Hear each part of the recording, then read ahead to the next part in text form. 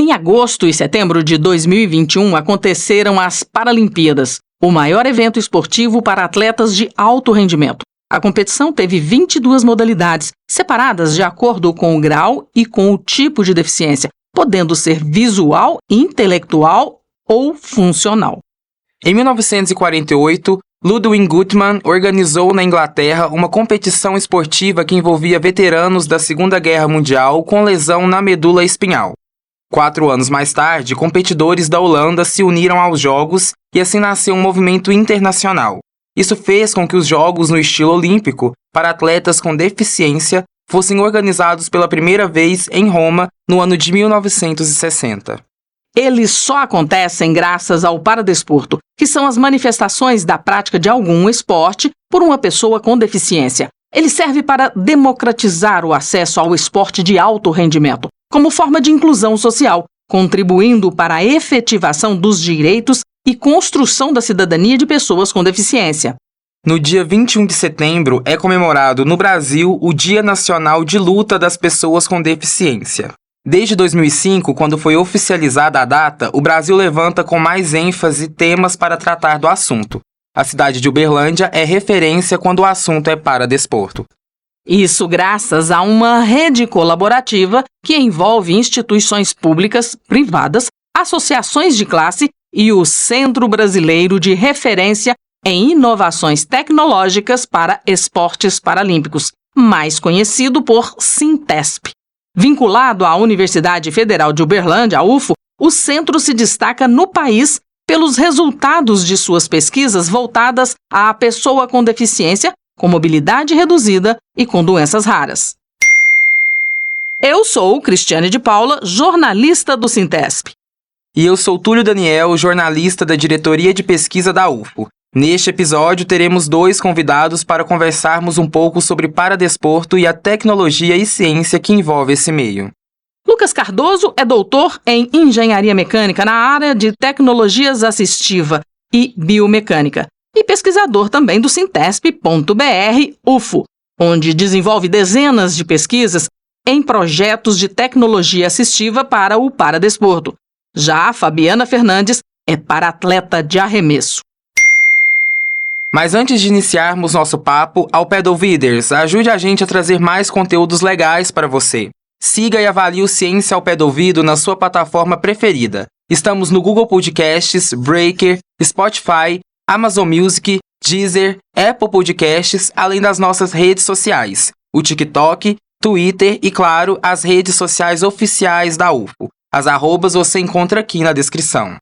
Se você tem um tema que é fascinado e gostaria de saber mais sobre ele, conta pra gente e convidaremos um especialista para falar sobre o assunto preferido de ciência. Manda pra gente pelo nosso WhatsApp.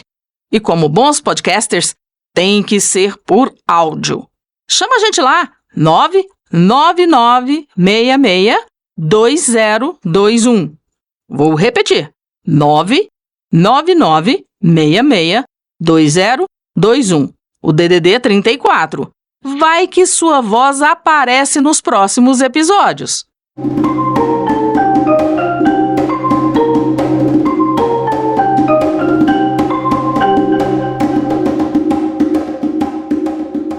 É isso então, Lucas, Fabiana, sejam muito bem-vindos ao nosso podcast.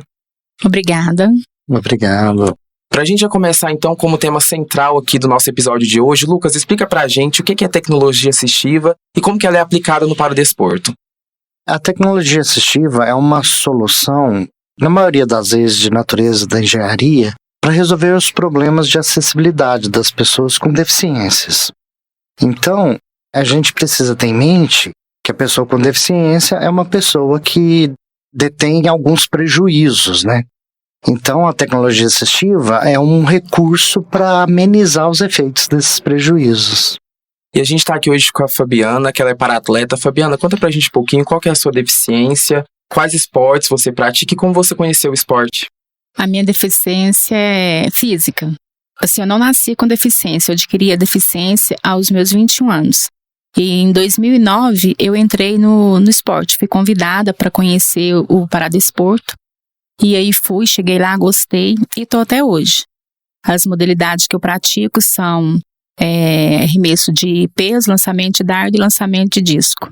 E fui convidada agora recentemente para fazer parte de um projeto de dança na cadeira de roda.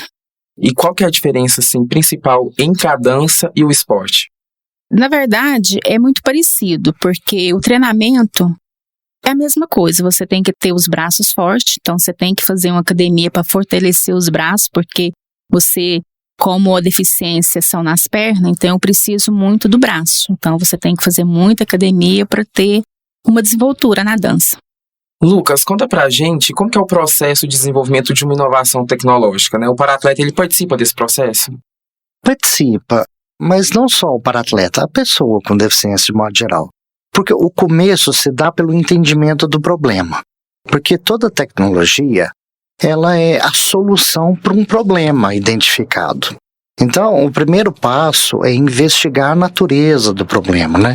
O que causa o problema, quais são os prejuízos inerentes a esse problema, né? Então, isso requer um certo planejamento. Dentro desse esboço de execução e desenvolvimento de uma solução tecnológica, uma tecnologia assistiva, a gente tem etapas de planejamento, de idealização, de investigação, de modelagem. Essas etapas iniciais de planejamento, elas são as mais importantes. Essa fase de investigação, porque se o planejamento não for bem aprofundado, abrangente e que intua sobre diversos aspectos correlacionados ao problema que se propõe resolver, a solução não vai ser adequada.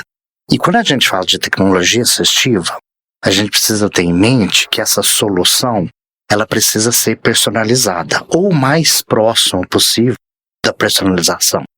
A personalização, ela se efetiva na medida em que a gente conhece bem a natureza do problema. Por isso, essa fase de planejamento, investigação do problema, é a fase mais importante. E vocês já desenvolveram alguma tecnologia que foi reconhecida, assim, mundialmente, nacionalmente? Embora esse reconhecimento muitas vezes dependa de ações específicas de publicidade e divulgação. E até então esse não é o nosso foco, né? Não tem sido o nosso foco especial. E nem é também a natureza dos nossos esforços. Nossos esforços estão mais relacionados ao desenvolvimento. E do ponto de vista do que nós desenvolvemos, sim, a gente tem já desenvolvido algumas tecnologias que são únicas no mundo. Quando o desenvolvedor vai criar uma nova tecnologia, essa fase de planejamento também implica numa investigação do que a gente chama de estado da técnica. O estado da técnica é como que as tecnologias correlacionadas àquele problema já estão presentes no mundo, ou nas referências bibliográficas, como que diversos autores, cientistas, pesquisadores já vinham tratando desse problema. Então, o desenvolvedor ele passa por um mapeamento desse estado da técnica, né? Então, por isso, a gente consegue dizer com propriedade se uma tecnologia ela é nova no mundo ou não. Porque antes da criação dela, a gente conhece o mundo como ele é hoje, tudo que já tem disponível no mundo. Dessa perspectiva, o Sindesp tem sim desenvolvido tecnologias novas no mundo, né? E que resolvem problemas também que até então nunca haviam sido adequadamente resolvidos, né? Atendidos. Então, sobre esse prisma, o Sindesp tem sido, sim, um destaque. Agora, o destaque, ele vai ser realmente um manifesto no mundo na medida em que isso sair do cenário acadêmico, científico, e essa tecnologia chegar no mundo, chegar no mercado, participar dos fenômenos econômicos, participar dos cenários políticos, né? Quando ele atingir outras esferas da atividade humana, é que essa publicidade se torna maior. E é aí que entra o reconhecimento que você se refere na sua pergunta. Então, é para onde a gente está caminhando, né? E você falando assim, como a paratleta aqui, a gente fica curioso. Então, Fabiana, conta um pouquinho pra gente como que você conheceu o esporte, né? E como essas tecnologias assistivas ajudam você nessa prática. Como eu te disse, né, em 2009 eu entrei por Paradesporto, fui, conheci, gostei, tô até hoje. E a tecnologia, há pouco tempo eu tive conhecimento, né? Primeiro, lá atrás, eu fui convidada para fazer parte de um projeto de um banco de arremesso. Que a ideia deles são, assim, um banco universal. Porque, para facilitar a logística. Porque o paratleta, ele precisa do banco de arremesso. Então, cada um atleta tem que levar seu banco.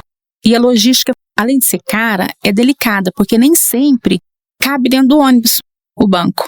E o que acontece? Eu tenho uma deficiência, eu tenho os meus ajustes. O outro atleta tem os ajustes dele. Com esse projeto, facilitou bem. Assim, o futuro legal que vai ser quando a gente chegar no centro de treinamento, de competição, ter ali uns 6 bancos, para quem leva 50 bancos de arremesso, vai estar ali resumido em 6. Porque quando a gente é chamado para a prova, geralmente de um lado são 3 feminino e 3 masculino. Então eu acredito que, assim, na minha concepção, para falar assim, inovação no mundo para uma competição, 3 bancos de um lado, 3 bancos do outro, prova de arremesso de peso, lançamento de dardo, vai ali, sentou, ajustou, fez a sua prova, o outro levantou, vem, e não tem aquela dificuldade. O banco vai estar ali amarrado, só vai fazer os ajustes em cima, no quadril, nas pernas. Então, assim, ficou muito legal. É bem interessante. Como é isso na dança, né? Agora que você pratica dança. Bom, a dança, a tecnologia que eu estou esperando, né, que vai chegar até mim, é a cadeira leve, cadeira de roda, porque assim, a cadeira de roda para dança, ela faz toda a diferença, porque ela que é as pernas. Então, quanto mais leveza, melhor é. O gingado, o balanço, entendeu? Então, eu estou esperando essa cadeira chegar. Agora também tem uma coisa que é muito assim, eu fiquei muito feliz porque como atleta e agora como uma bailarina, eu preciso de estar com os braços fortes. E em vez de eu fazer aquele trabalho de fortalecimento com a cadeira de roda no sol, né, a Syntese tem o banco simulador de cadeira de roda. Então, onde eu sento e fico ali trabalhando ali, como se eu estivesse andando na pista, não precisa de eu ficar no sol exposto à chuva. Bom, hoje está chovendo, você não vai treinar? Vou, porque tem o banco, tem essa tecnologia que é para qualquer um que queira treinar e não podia treinar como tivesse muito frio, ou muita chuva, o sol muito quente. E como que a prática do esporte, ela mudou sua vida, assim, na parte psicológica, social com a sua família? Bom, na parte psicológica, ela transformou a minha vida, porque eu era uma pessoa bem depressiva, tinha síndrome do pânico, não gostava de ter contato social com ninguém. Quando eu fui com 3 meses de treino, eu fui convidada para participar dessa competição que foi em Montes Claros de Minas. Cheguei lá, aquele tanto de atleta, eu nunca tinha visto tanta pessoa com problema num lugar só. E eu olhava assim e falava, gente, mas se aquele ali consegue, eu também consigo. E aí, o impacto do medo já ficou ali, em Montes Claros. Fiquei em 3º lugar, numa prova e na outra eu fiquei em 2º. Falei, não, é isso que eu quero para minha vida. Então aquela pessoa que tomava aquele tanto de medicamento para dormir, já abandonou os medicamentos. Não que eu não tomasse medicamento, mas eu não precisava tanto de medicamento para aquele síndrome do pânico, porque eu gostei de ver aquele tanto de gente ali com o mesmo projeto de vida, de superação, de querer ser um campeão. E quanto família, a minha família foi fundamental. E eu servi até de espelho, porque minhas irmãs, alguns amigos, parentes mais próximos, outros mais longe, nossa, mas se você é capaz, com essa limitação de fazer uma academia, de praticar esporte, então acabou que até servi de espelho. Hoje, a maioria dos meus familiares faz atividade física, porque eu servi de espelho. Muito bonito. O testemunho dela desenha pra gente esse cenário muito bem, né? Primeiro, ela falando de uma tecnologia que é personalizável para ela. Essa é uma expertise do Syntesp, desenvolver essas tecnologias multireguláveis que se ajustam às características de quem vai usar, e isso que converge com o princípio de acessibilidade. Quando a gente fala de acessibilidade, seja do ponto de vista geográfico ou arquitetônico, a gente fala em mecanismos, em soluções de engenharia para amenizar os efeitos do prejuízo que a pessoa com deficiência convive, que faz parte da deficiência dela. Então a tecnologia assistiva é para isso, para trazer soluções que amenizem esses efeitos. Um efeito muito interessante que a gente vê na medida que essas tecnologias vão se amadurecendo, a gente vê isso aí nas últimas décadas, né? Na medida que o esporte paralímpico vai sendo reconhecido, vai sendo entendido, ele vai trazendo para as pessoas com deficiência uma nova perspectiva de vida. Principalmente quando essas pessoas ainda têm o primeiro contato com a tecnologia assistiva. Porque ali ela se depara com uma ferramenta que vai amenizar esse prejuízo deixado pela deficiência, né? Então, isso revela na pessoa um potencial que ela achou que não tinha. E é interessante que muitas vezes as pessoas que não têm deficiência não estão atentas a esses próprios potenciais humanos. Então, às vezes, a vida te surpreende, te joga numa situação que revela a você uma porta que até então estava fechada, né? Você mostra um potencial enorme. Então, a função das tecnologias assistivas é despertar essa percepção. E até quem tá em volta, né? Como ela disse. Ai, eu não tenho nenhum tipo de deficiência, então eu acho que eu não consigo. Nossa, mas ela que tem aquele tipo de dificuldade, olha como ela consegue, né? E você estava falando sobre acessibilidade, a gente vê que a tecnologia assistiva sozinha também, ela não consegue passar essa acessibilidade. Como ela deu o exemplo de subir no ônibus. Então não adianta a gente ter a tecnologia sozinha, porque a gente tendo ela ali, ela vai ajudar na hora da prática do esporte, mas tem todo o entorno, né?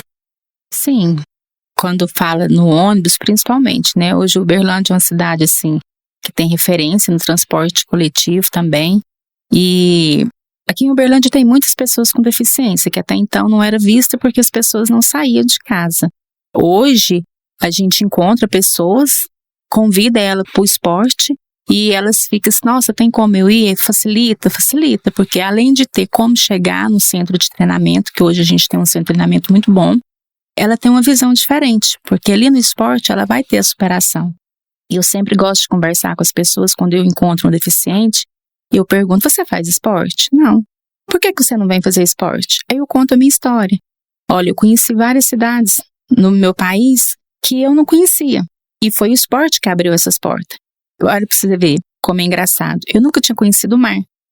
O esporte abriu as portas para me conhecer Fortaleza. Eu fui fazer uma competição em Fortaleza, numa competição a nível nacional. E outras cidades, estado de São Paulo, estado de Minas, tudo o esporte facilitou. Aí eu conto para as pessoas, elas falam assim, nossa, mas o esporte pode fazer isso? Pode, o esporte pode abrir porta para você viajar, para você ter uma superação física, emocional. E elas ficam tudo entusiasmada e a maioria das vezes vão e acaba ficando. O esporte é um fator de recuperação humana extraordinário, né? Toda atividade física, né? E o esporte é uma categorização das atividades físicas. A gente tem que entender que tecnologia assistiva não está restritamente relacionada ao esporte. Por exemplo, um elevador para cadeirantes instalado num ônibus também é uma tecnologia assistiva. Um andador para ser usado na vida diária também é uma tecnologia assistiva. Uma bengala é uma tecnologia assistiva.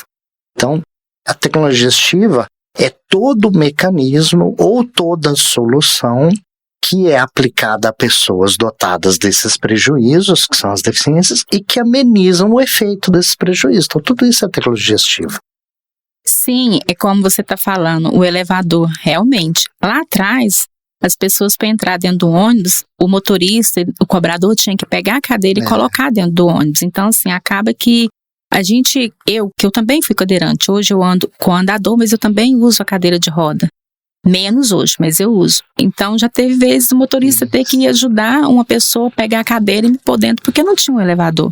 A gente tem que sempre revisar a história, porque a maior parte das benfeitorias arquitetônicas que a gente tem aqui em Uberlândia, por exemplo, foram construídas numa época em que a sociedade escondia as pessoas com deficiência, onde as pessoas com deficiência eram entendidas como pessoas incapacitadas. É um entendimento muito equivocado. Então, a ciência foi se desenvolvendo, entendendo a natureza do problema e desse prejuízo para essas pessoas, entendendo que, na verdade, não é. Essas pessoas não são incapacitadas. Elas só precisam de soluções que amenizem esses prejuízos. No mais, elas têm potenciais enormes. E eu já testemunhei pessoas com deficiência, cadeirantes, fazendo manobras numa cadeira que eu não faço andando. Que a gente não faz pedalando uma bicicleta, eles fazem com uma cadeira de rodas. Então, assim, o mundo à nossa volta, muitas vezes ele foi construído pensando numa parte da sociedade que antigamente não era considerada. Então a tecnologia assistiva vem para adaptar esse mundo antigo e modernizar essas benfeitorias, né? As ruas, as praças, as calçadas, os veículos automotores. Então, a tecnologia assistiva é o principal aliado das pessoas com deficiência. Isso surgiu por causa da ciência, né? As atividades científicas. Nesses últimos anos, uma esfera maior da população de pesquisadores tem se dedicado a esse público, a esse nicho, que antigamente não era bem atendido. Mas quando a gente percebe que essas pessoas têm um potencial enorme e que elas produzem fatores econômicos, né? Elas também participam dos fatores de produção. Elas são trabalhadoras, elas produzem renda, elas são pesquisadoras, elas produzem conhecimento, elas são artistas, elas produzem arte, prazer, estética. Então, essas pessoas são altamente produtivas. Elas têm que estar inseridas dentro da sociedade, né? E a ciência observa isso. E você falou sobre esse maior interesse dos pesquisadores. Conta pra gente do seu, de onde veio essa sua vontade de trabalhar para o desporto com tecnologia assistiva? Isso foi como a vida me conduziu. É uma coisa bem interessante. Foi muito natural, muito espontânea. E não foi algo que eu procurei instintivamente. Eu não sou uma pessoa com deficiência, até o presente momento. Dentro da minha família não haviam pessoas com deficiência, então era um público com o qual eu não tinha contato direto. Por causa disso, por causa da natureza, da minha vida, como ela era, eu não havia sido despertado por esse público, né? Eu estava lá vivendo a minha vida, traçando minhas metas para o meu futuro, e o futuro veio para mim nesse formato, me levou a isso, né? Eu entrei dentro de um programa de pós-graduação, e essa porta estava lá e me chamou. Eu tive a sorte de ser uma pessoa que gosta de abraçar oportunidades, independente de como elas sejam. Então, uma oportunidade aparecia, eu sempre me predispunha a abraçá-la, né? Essa oportunidade foi a que apareceu. Como engenheiro, envolve a exploração de conhecimento científico, de conhecimento de engenharia, como qualquer outra atividade humana. Eu achei importante me inserir nisso, né? E a vida foi me conduzindo para esse caminho, e eu sou muito feliz por atuar nisso. Então você chegou na tecnologia assistiva, conta pra gente o que você já produziu, como isso impactou Uberlândia, como foi esse seu processo de produção. Então, essa porta que se abriu se chama Sintesp. É um laboratório de pesquisa dentro da Universidade Federal de Uberlândia, relacionado ao curso de Engenharia Mecânica, o programa de pós-graduação da Engenharia Mecânica. Então, vim fazer parte de uma equipe, né? Essa equipe do Sintesp. E dentro do Sintesp, a gente vem desenvolvendo dezenas de tecnologias e pesquisas, projetos de pesquisas que estão em andamento. Todos eles dedicados a responder, a resolver problemas específicos das pessoas. Só que o Sintesp também não se limita só ao público de pessoas com deficiência. A gente também atua na educação, no esporte, no lazer, né? Contudo, o Sintesp sempre tem um princípio, um dos seus pilares de atuação, atender pessoas com necessidades especiais. Então, seja na educação, seja no lazer, seja no esporte, as pessoas com necessidades especiais são privilegiadas por nós. São as pessoas que a gente dá a primeira atenção. Então, ao longo desses anos, foram uma série de tecnologias, resolvendo problemas complexos, problemas relacionados a pessoas com deficiência, muitas vezes não são problemas simples. Até porque as características fisiopatológicas da pessoa influenciam nas características do problema que a gente quer resolver através da engenharia. Então, esses problemas requerem soluções inovadoras, soluções criativas, soluções desafiadoras do ponto de vista do conhecimento de engenharia que a gente detém. Então, ele submete o pesquisador a dar o máximo de si. Nossos problemas não são lineares, não são problemas triviais que a gente está resolvendo, são problemas complexos. Por envolver seres humanos, é um pacote inteiro de fatores que está envolvido nesse problema. É um ser humano que tem uma psique, que tem uma carga emocional, que tem uma história de vida, que tem um determinado estado de ânimo, tem um determinado estado motivacional, tem um certo enquadramento dentro da sociedade. Tudo isso está no nosso pacote de analogia do problema. As soluções que a gente cria tem que levar em consideração todos esses fatores. Por quê? Porque são soluções personalizadas. Desenvolver soluções personalizadas, soluções que se adequem especificamente a uma pessoa, É uma solução sob medida para aquela pessoa, que considera tudo isso. Então, por isso, o Sintesp, ele é dotado de uma rede colaborativa multidisciplinar. Nós temos na nossa equipe desenhistas profissionais, engenheiros biomecânicos, engenheiros mecânicos, engenheiros mecatrônicos, fisioterapeutas, educadores físicos, psicólogos, arquitetos, médicos, odontólogos. Então, é um universo de conhecimentos, de áreas profissionais muito profundas em si mesmas. Então, a correlação entre elas proporciona essa multidisciplinaridade científica. É esse o principal instrumento de trabalho do Sintesp. É com isso que a gente trabalha para levar essas soluções personalizadas. E como que essas tecnologias que vocês produzem chegam na sociedade? Se a gente tiver algum ouvinte aqui que tem alguma deficiência e ele quer se tornar para-atleta, o que ele deve fazer? Primeiro, né? Como que a tecnologia chega na sociedade é uma coisa, como que a pessoa vira um para-atleta é outra história. Mas como que a tecnologia chega na sociedade?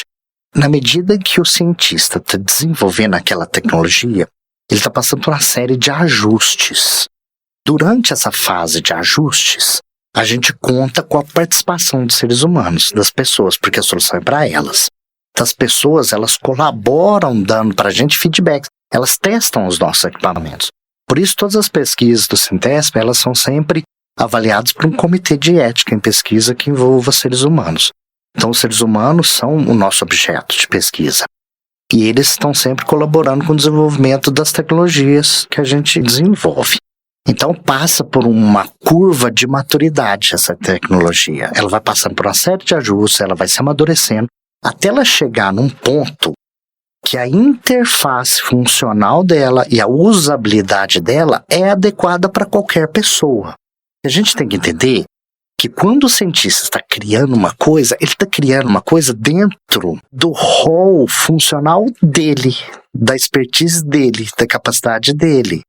Então ele precisa levar essa tecnologia a amadurecer-se de tal forma que não só uma pessoa com as qualificações técnicas dele seja capaz de operar essa tecnologia, mas uma pessoa qualquer. E quando essa tecnologia chega numa etapa onde ela resolve efetivamente o problema, e ela está adequada para ser usada por qualquer pessoa que precise daquela solução, essa tecnologia está pronta para chegar à sociedade.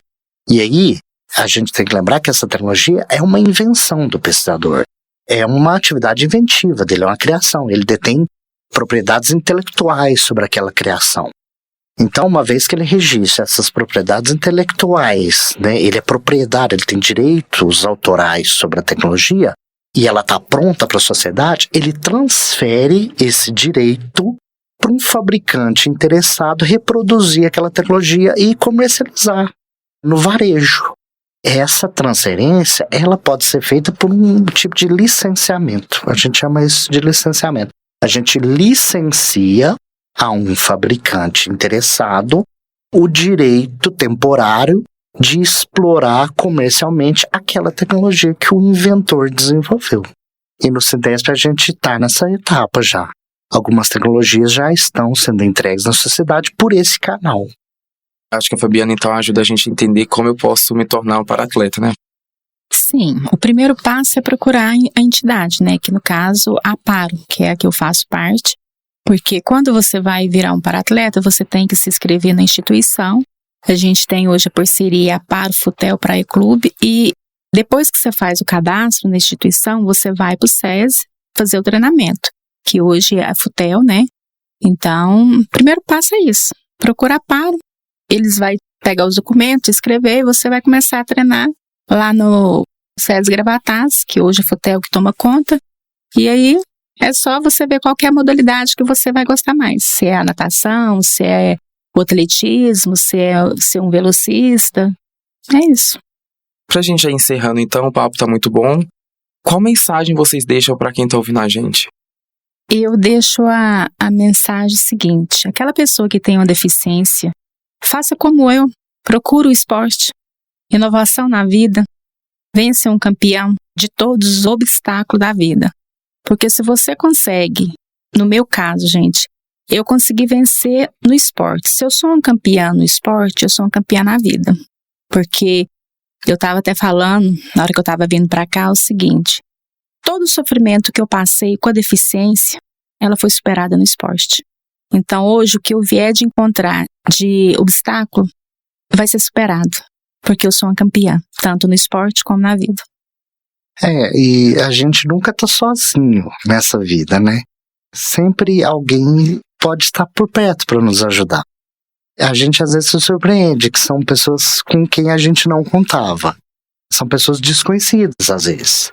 Mas sempre vai ter alguém para nos auxiliar nessa jornada aí, né?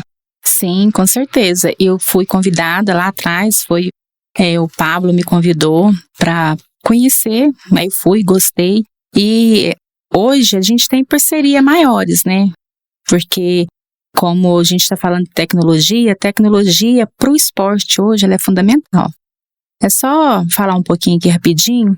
A tecnologia do Sintesp, eu tive o prazer de conhecer, eu tive na apresentação de alguns aparelhos e tem para todo tipo de esporte, tanto na cadeira de roda como no basquete, na bocha. De acordo com a sua deficiência, a tecnologia está ali para te auxiliar. É isso então, pessoal. Muito obrigado pela participação de vocês aqui hoje. Obrigado. Obrigada.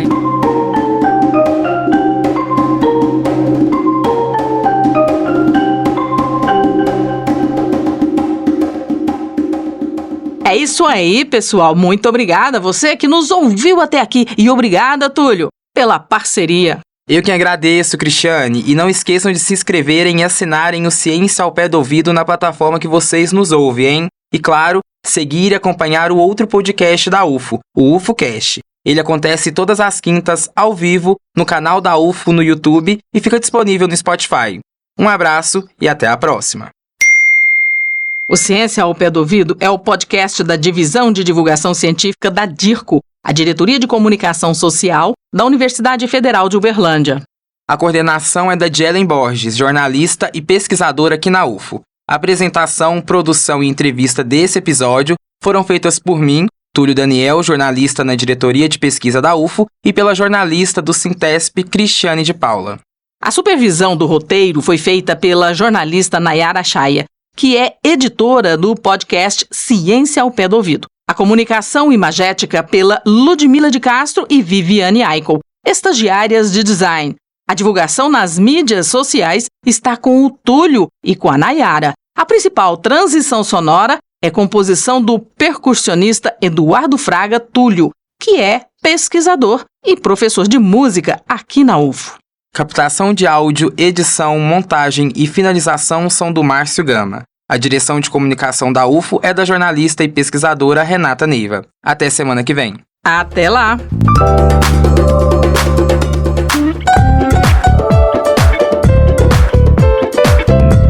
Ciência